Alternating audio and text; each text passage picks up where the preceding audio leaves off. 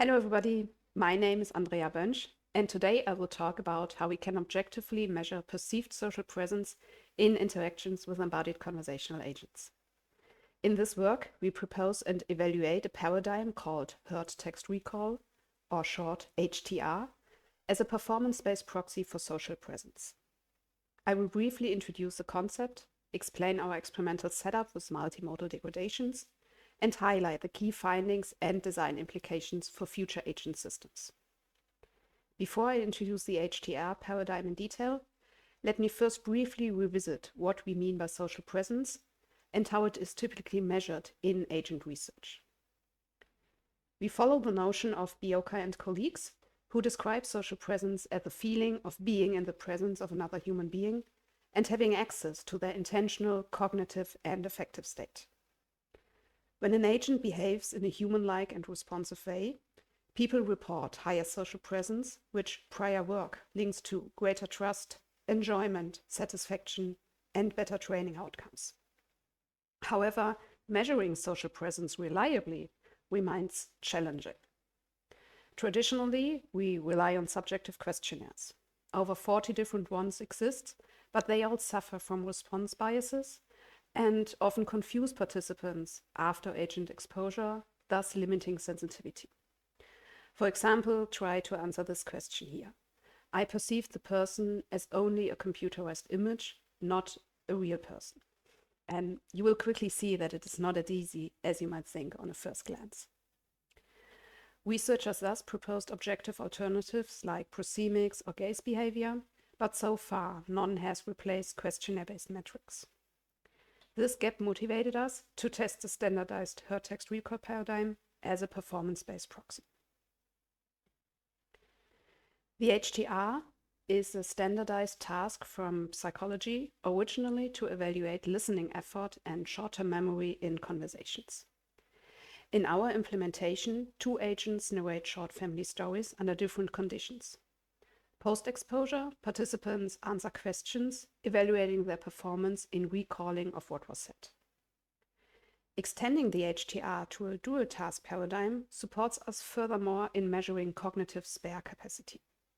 So while listening to the stories, participants have to react to periodic vibrational patterns from controllers, as now shown on the slide. The core idea here is that unexpected agent behavior, like, for example, degraded modalities, bind cognitive resources and thus reduce vibration response accuracy. So we hypothesize that higher social presence should preserve spare capacity and boosts memory. These considerations lead to our two core research questions for this presentation. First, can HTR serve as an indirect objective proxy for social presence, potentially complementing or even replacing subjective questionnaires? And to test this, we secondly ask, how do systematic multimodal degradations like reduced animations, speech distortion, or timing delays affect HTR recall and vibration response, as well as social presence? Now let's take a look at our methodology. First, we need to meaningfully design the agent's co-verbal behavior. Therefore, we used our previous research on turn-taking behavior. The gaze behavior for each conversational act, here visualized as acoustic wave, is structured as follows. During the utterance, we have equally distributed gaze. Close to the end and during the gap, if we have mutual gaze, then the agent should break it if he wants to hold the turn, as shown here, or hold it if the turn should be yielded.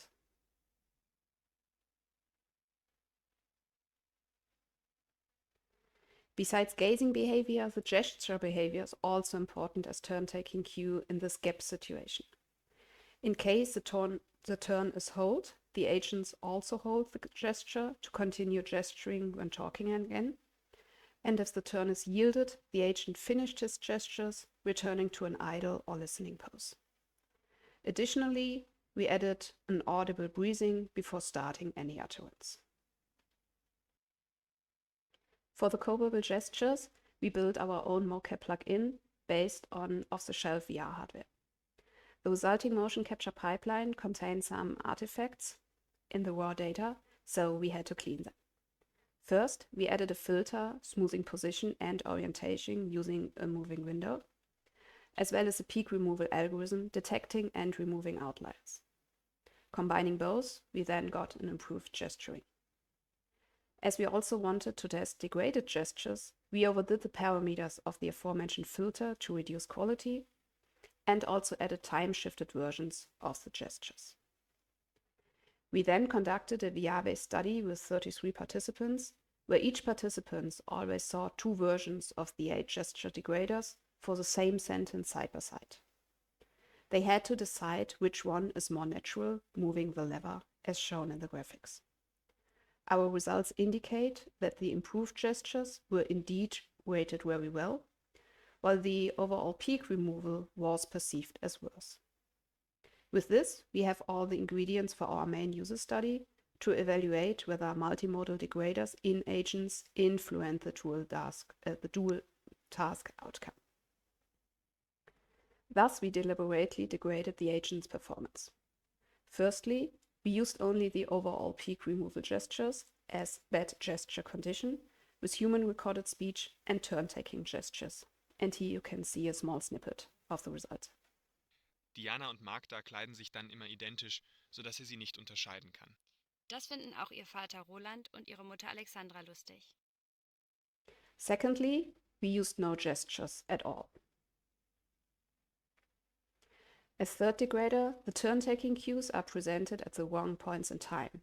So, for example, holding a gesture, also the turn changes to the other speaker. We also added 2 severe degradations. First, using a synthetic text-to-speech voice. Sein Wunsch ist es, dass Bruno später seinen Bildhauerbetrieb übernimmt. Die nötige Geduld und Geschicklichkeit hat er dafür. And omitting lip movements altogether. Thorstens jüngere Schwester Ariel hat vor einem Jahr als Flugbegleiterin bei Lufthansa angefangen. Sie wollte diese Arbeit nur vorübergehend machen, aber es gefällt ihr ziemlich gut. Our 6th condition did not use any degraders at all, showing the full capabilities of our embodied conversational agents. We evaluated 2 hypotheses, namely that the degraders indeed reduce social presence and that the measured cognitive spare capacity correlates with these measures. Therefore, we had 30 participants familiarize themselves with the task and the setting, and then had blocks with 3 repetitions each per degrader in counterbalanced order, ending with a post-study questionnaire and some debriefing. Regarding the social presence questionnaires, we found that significant worse scores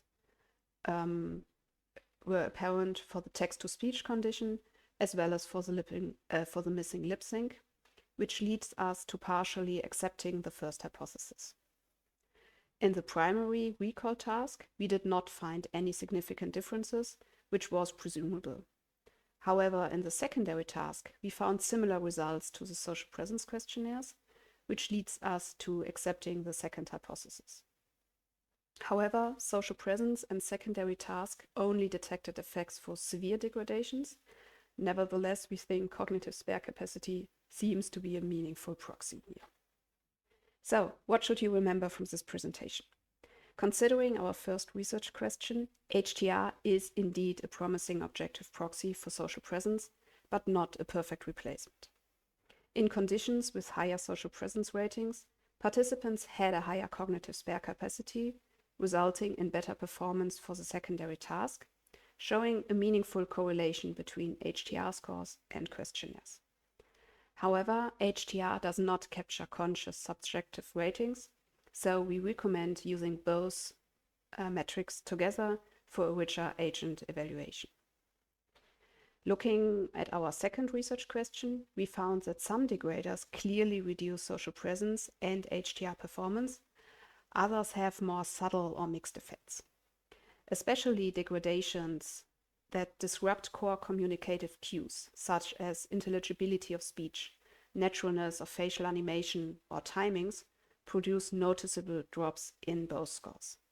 Furthermore, multimodal integration matters, but it is not more modalities are better, but coherent, well-synchronized modalities are better, as we saw that poor alignment, for example, in terms of delayed gestures, affects negatively.